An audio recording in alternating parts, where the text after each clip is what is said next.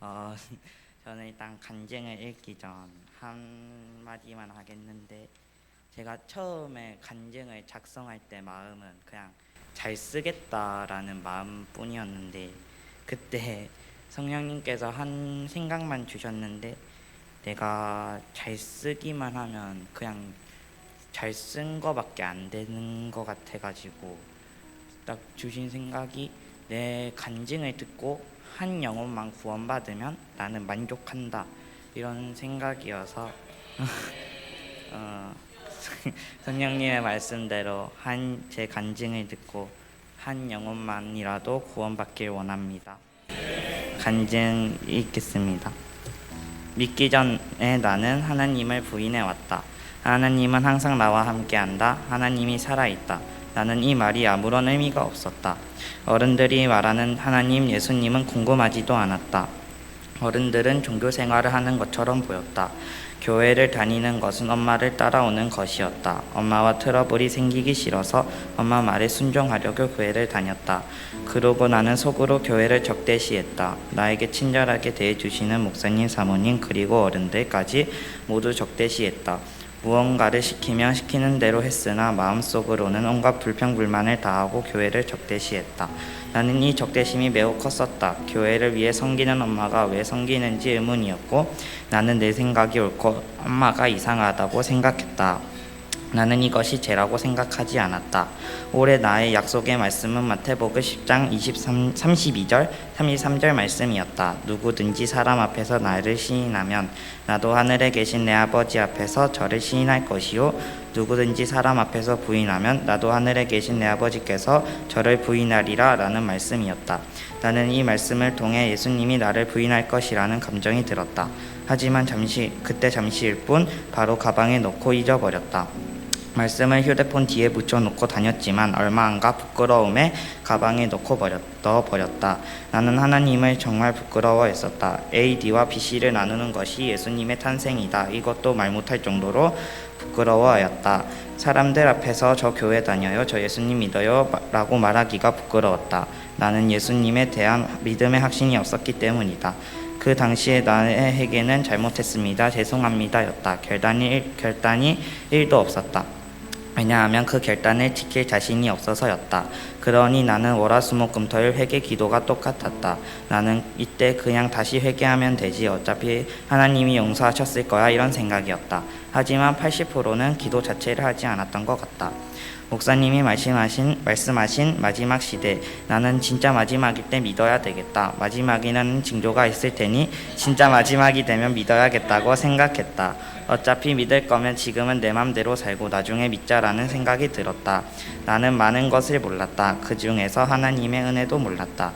내가 숨쉬고 살아가는 것, 교회에 오는 것, 기도하는 것, 이런 것들은 다 내가 하는 것이고 그냥 다 나에게 주어진 것이라고 생각했다. 공기가 있는 게 나무가 있어서지 왜 하나님의 은혜지라고 라는 생각이 들었다. 그리고 나는 말씀을 모두 지식으로 받아들였다. 예수님은 십자가에서 죽었다가 3일 만에 다시 살아났다는 말씀이 나에게는 지식이었다. 나는 지금 이 교회를 다닌 지 14년이나 되었다. 하지만 나는 이 시간 동안 예수님을 믿을까라고 생각한 적이 한 번도 없었다.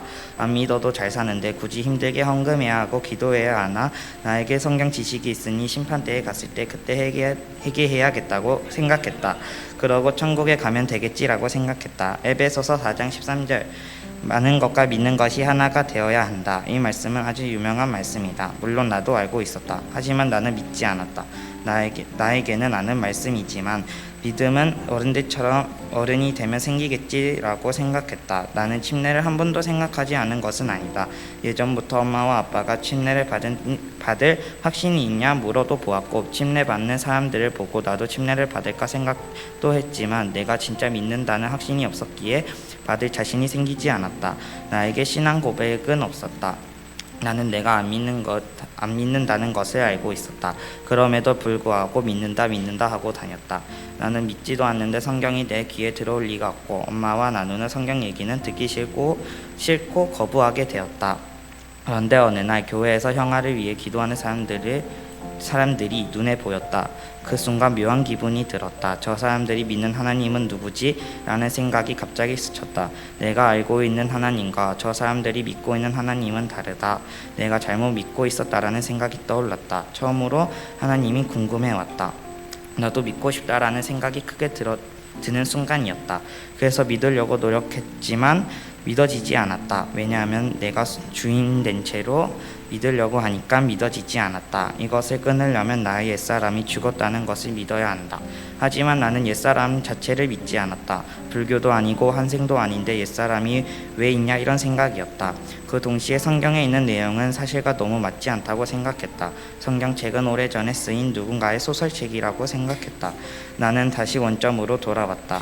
그러다가 사모님과 상담할 수 있는 기회가 생겨서 상담을 했었는데 나도 그때도 지식으로 받아들였고 언제 끝날지라는 생각만 들었다. 그런데 사모님께서 한번 휴대폰을 내려놓고 설교를 들어보라고 하셔서 혼나기 싫고 순종하는 마음으로 휴대폰을 내려보았다. 그런데 그렇게 흔들리고 지겹던 설교가 들리게 되었고 재밌고 더 알고 싶어졌다. 내가 휴대폰을 처음으로 내려놓은 날이 7월 13일인데 그때 목사님의 설교 중 예배의 본질이 없으면 시간 낭비라는 말씀이 들렸다. 나는 이 말씀을 듣고 나는 14년 동안 나의 시간을 버렸구나라는 생각이 들었다. 그래서 그 다음 예배부터는 진지하게 예배를 드리고 싶은 마음이 생겼다. 내가 말씀을 들으면 진짜 내가 말씀을 들으며 진짜 내 마음에 와닿은 것은 하나님과 예수님의 사랑이었다. 소요 예배 설교 중 지나가는 구더기가 길을 잃어 갈 곳을 잃어 누군가가 도와주어야 하는 상황일 때 내가 그 구더기가 되어 그 한 구더기를 위해 인간의 육체를 버리고 구더기가 된다라는 내용이 있었다. 이 설교에서 구더기는 나이고 구더기가 되기로 작정한 내가 바로 예수님이다. 예수님은 길 잃은 나를 위해 하나님의 모습을 버리시고 나와 똑같은 사람으로 오셨다. 그리고 많은 기적을 행하셨다. 예수님은 하나님이 선악과를 만들 때부터 약속하셨다. 그리고 예수님은 죽기 전 자신이 죽을 것을 아시고 하나님께 기도하셨다. 나는 이 말씀을 듣고 내가 만약 그 한 구더기를 위해 죽어야 한다면 나는 할 수 없었을 것이다. 하지만 예수님은 내가 구더기가 되기로 작정하듯 인간의 모습으로 모든 고통을 참으셨다. 나는 칼에 조금만 베어도 아픈데 예수님은 가시 있는 면류관과 채찍과 십자가 처형 모든 고통을 온전히 받으셨다. 나의 주인이 되시려고 나의 저주를 대신 십자가에서 받으셨다. 원래 십자가는 내가 죽어야 할 장소이지만 예수님께서 십자가에서 모든 것을 이루어 주셨다. 예수님이 부활하심으로 예수님은 진짜 하나님이시고 독생자 예수님인 것을 믿어지고 예수님의 사랑을 알게 되었다.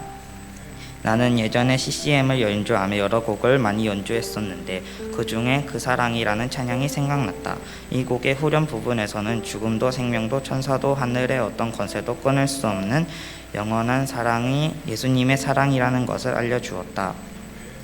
나는 이 간증을 기록하며 몇 가지 찬양이 떠올랐는데 그 중에 이 찬양이 예수님의 사랑을 제일 잘 알게 해준 것 같다.